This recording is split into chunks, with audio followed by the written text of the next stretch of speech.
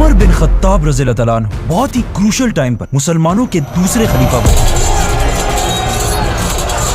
کیونکہ at the same time مسلمان اس وقت دنیا کے سب سے بڑے سپر پاورز رومن اور پرشین امپائر سے لڑ رہے تھے۔ ان تینوں امپائرز میں فرق یہ تھا کہ رومن امپائر پچھلے 1000 سال سے دنیا کی سب سے بڑی سپر پاور تھی، اور پرشین امپائر بھی پچھلے 800 سال سے دنیا کی دوسری بڑی سپر پاور تھی۔ اور ان دونوں سے ایک ہی ٹائم پر لڑ کون رہا تھا؟ مدینہ کی ریاست، جو اس سب سے صرف کچھ ہی سالوں پہلے بنی تھی۔ لیکن ان سب چیزوں سے ڈرنے کے بجائے حضرت عمر اور باقی صحابہ نے پہلے خلیفہ حضرت ابو بکر کو رسول اللہ صلی اللہ علیہ وسلم کے پاس دفنا دیا، جس کے بعد پہلی بار حضرت عمر مسلمانوں کے خلیفہ بنے۔ ناؤ جب محمد صلی اللہ علیہ وسلم زندہ تھے تو لوگ انہیں رسول اللہ کے ٹائٹل سے پکارتے تھے، لیکن ان کی وفات کے بعد لوگ کنفیوز ہو گئے کہ اب ابو بکر رضی اللہ تعالیٰ عنہ کے لیے کون سا ٹائٹل یوز کیا جائے۔ تو حضرت ابو بکر رضی اللہ تعالیٰ عنہ نے اپنے لیے بادشاہ، سیزر اور کسرا جیسے ٹائٹلز چھوڑ کر خلیفہ کا نام چوز کیا، اور اب حضرت ابو بکر کے بعد حضرت عمر نے اپنے لیے امیر المومنین کا ٹائٹل چوز کیا۔ جب حضرت عمر رضی اللہ تعالیٰ عنہ خلیفہ بنے تو مسلمانوں کی ایک فوج خالد بن ولید کی لیڈرشپ میں رومن امپائر میں لڑ رہی تھی، اور ایک دوسری چھوٹی فوج پرشین امپائر میں تھی۔ لیکن حضرت عمر کو رومن امپائر کی فوج سے زیادہ پرشین امپائر کی فوج کی فکر تھی، کیونکہ وہاں خالد بن ولید جیسا جنرل موجود نہیں تھا۔ خلیفہ بننے کے بعد جب انہوں نے دیکھا کہ پورے عرب سے لوگ ان کے ہاتھ پر بیعت کرنے کے لیے مدینہ آ رہے ہیں، تو انہوں نے اس ٹائم کو یوز کر کے پرشین امپائر میں مسلمانوں کی مدد کے لیے ایک نئی فوج جمع کرنا شروع کر دی۔ لیکن یہاں ایک بہت بڑا مسئلہ ہوا کہ حضرت عمر مسجد نبوی میں بار بار مسلمانوں کو جہاد کی طرف بلاتے رہے، لیکن پہلی بار انہوں نے دیکھا کہ پرشین امپائر سے لڑنے کے لیے مسلمانوں میں کوئی بھی تیار نہیں تھا۔ اور یہ اس لیے نہیں تھا کہ مسلمان لڑ لڑ کر تھک چکے تھے، بلکہ اس لیے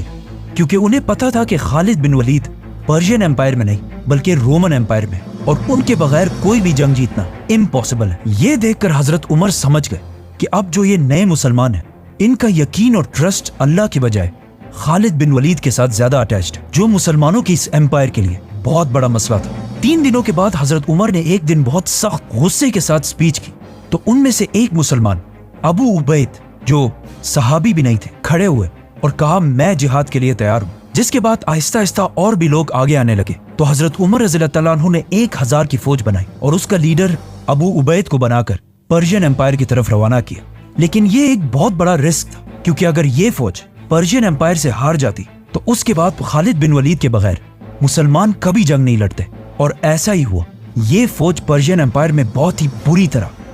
ہار گئی۔ بٹ ویٹ، یہ فوج ابھی راستے میں ابھی تک پہنچی نہیں ہے۔ جب یہ فوج پرشین امپائر کی طرف آہستہ آہستہ جا رہی تھی تو ادھر رومن امپائر میں مسلمانوں نے خالد بن ولید کی لیڈرشپ میں اس زمانے کے شام، سیریا کی سب سے امپورٹنٹ سٹی دمشق، ڈمیسکس کو ہر طرف سے گھیر چکے تھے، اور اس فوج کو کافی عرصے تک پتہ ہی نہیں تھا کہ ابو بکر رضی اللہ تعالیٰ عنہ وفات پا چکے ہیں، اور ان کے بعد مسلمانوں کا نیا خلیفہ حضرت عمر بنے ہیں۔ تو خالد بن ولید کی لیڈرشپ میں یہ فوج کئی دن تک کوشش کرتی رہی کہ کسی طرح اس قلعے کے اندر گھس سکے، لیکن ڈمیسکس کوئی عام سٹی نہیں تھی، اسے اس زمانے میں پیراڈائز آف سیریا کہا جاتا تھا، مطلب سیریا کی جنت، اور اب تک عرب اپنا سب سے بڑا امپورٹ اسی سٹی سے کیا کرتا تھا، مطلب دمشق اس علاقے میں سب سے پاورفل سٹی تھی، اور اس زمانے میں یہ عربوں کے لیے ایسی سٹی تھی جس طرح آج لوگوں کے لیے نیو یارک ہو۔ تو مسلمانوں نے اس وقت کی سب سے پاورفل سٹی دمشق کو ہر طرف سے گھیر لیا تھا، اور خالد بن ولید نے اس سٹی کے ہر مین گیٹ پر اپنے سب سے بیسٹ جنرلز کو کھڑا کیا تھا، جن میں سے ایک جنرل کا نام ابو عبیدہ ابن جراح تھا۔ آخر بہت کوشش کرنے کے بعد بھی دمشق فتح نہیں ہو سکا، لیکن پھر ایک دن اچانک دمشق سے ایک آدمی خالد بن ولید کے پاس آیا اور اسے بتایا کہ کچھ ہی دن پہلے دمشق کے لیڈر کے گھر بیٹا پیدا ہوا ہے، جسے سیلیبریٹ کرنے کے لیے انہوں نے ایک بہت بڑی پارٹی رکھی، جس میں رومن امپائر کی فوج کو بھی بلایا، اور اس پارٹی میں یہ سب اتنی شراب پیئیں گے کہ کوئی بھی اپنے ہوش و حواس میں نہیں رہے گا۔ تو خالد بن ولید نے اسی رات مسلمانوں کے ایک گروپ کو اس گیٹ کے سامنے کھڑا کر دیا، اور پھر خود صرف کچھ اور مسلمانوں کے ساتھ بالکل خاموشی سے دمشق کی دیوار پر چڑھ کر اندر گھس گئے اور مسلمانوں کے لیے اندر سے گیٹ کھول دی، اور اس طرح مسلمانوں کی فوج کا ایک سمندر قلعے کے اندر گھس گیا، اور بہت تیزی سے مسلمان ایسٹرن سائڈ سے اس قلعے کو فتح کرنے لگے۔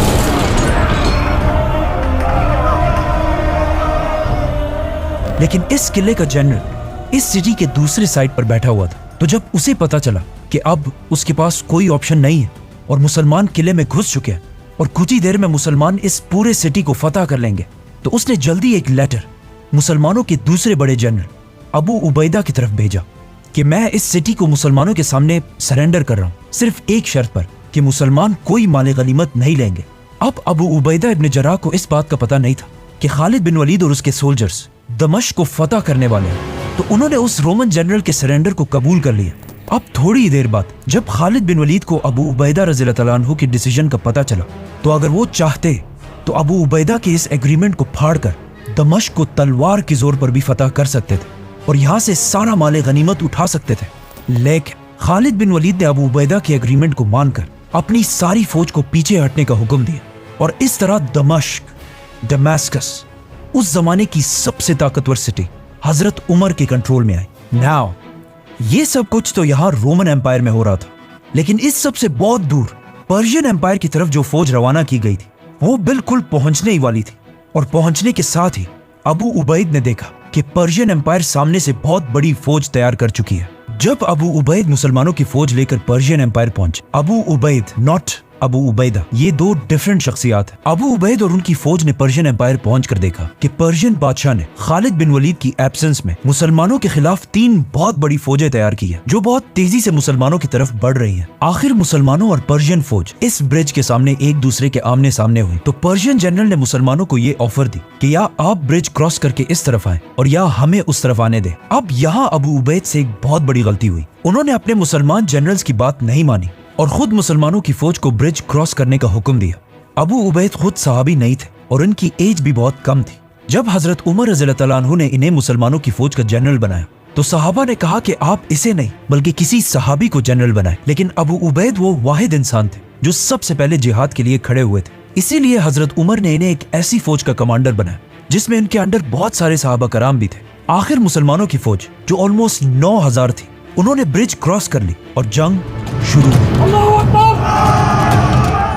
रोमन एम्पायर में दमिश्क, दमास्कस और पर्शियन एम्पायर की हीरा सिटी फतह करने के बाद अब दुनिया में हर कोई मुसलमानों को एक सीरियस थ्रेट समझने lगा था। तो जब अबू उबैद ने अपने घुड़सवारों हॉर्समैन को पर्शियन एम्पायर पर हमले का हुक्म दिया, तो वो सामने पहली बार पर्शियन एम्पायर की फौज में हाथियों को देखकर बिल्कुल डर गए और आगे बढ़ने के बजाय पीछे भागने लगे। ये देखकर पर्शियन एम्पायर ने मुसलमानों पर हमला कर दिया और उनके हाथी बहुत सारे मुसलमानों को शहीद करने लगे। एक हाथी ने तो इवन अबू उबैद को उनके घोड़े से गिरा दिया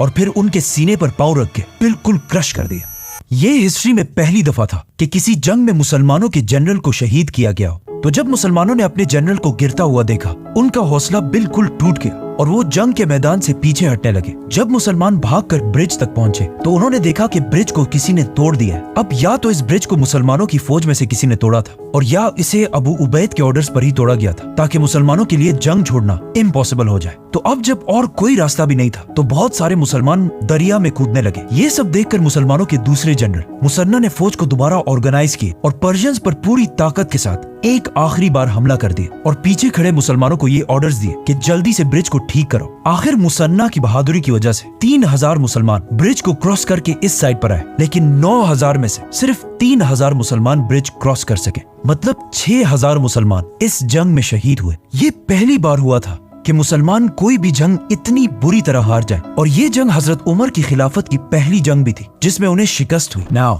एक बार फिर मुसलमानों ने देखा कि एक तरफ खालिद बिन वलीद की लीडरशिप में उन्होंने दमिश्क जैसे अजीम सिटी को फतह कर लिया और दूसरी तरफ मुसलमान पर्शियन एम्पायर में एक आम सी जंग हार गए। जिसके बाद ये बातें पूरी एम्पायर में फैलने लगी कि इससे पहले जब खालिद बिन वलीद पर्शियन एम्पायर में थे, तो वहाँ मुसलमान हर जंग जीत रहे थे और रोमन एम्पायर में मुसलमान हार रहे थे। फिर जब खालिद बिन वलीद पर्शियन एम्पायर से रोमन एम्पायर की तरफ गए, तो रोमन एम्पायर में मुसलमान जंग जीतने लगे और पर्शियन एम्पायर में हार गए। इन सारे हालात से यंग मुसलमानों का ये माइंडसेट बनने लगा कि जंग में फतह सिर्फ सैफुल्लाह खालिद बिन वलीद की लीडरशिप में ही मिल सकती और उनके बगैर चाहे जो भी हो जंग नहीं जीत सकते। तो जब खालिद बिन वलीद मुसलमानों की फौज के जनरल होते थे, तो उनकी फौज भी फुल मोराल के साथ लड़ती थी لیکن جب خالد بن ولید نہیں ہوتے تھے تو مسلمان اس پیشن کے ساتھ جنگ نہیں لڑتے تھے. ان ساری باتوں کا مدینہ میں بیٹھے مسلمانوں کے خلیفہ حضرت عمر رضی اللہ تعالیٰ عنہ کو بہت اچھی طرح پتا تھا. تو ان سارے حالات کو کنٹرول کرنے انہوں نے ایک بہت ہی سخت ڈیسیژن لی کہ اب ٹائم آ گیا ہے کہ مسلمانوں کے اس فوج کے عظیم جنرل خالد بن ولید کو ان کی پوزیشن سے ہٹا دیا جائے اور ان کی جگہ ایک نیا آرمی چیف لگایا جائے.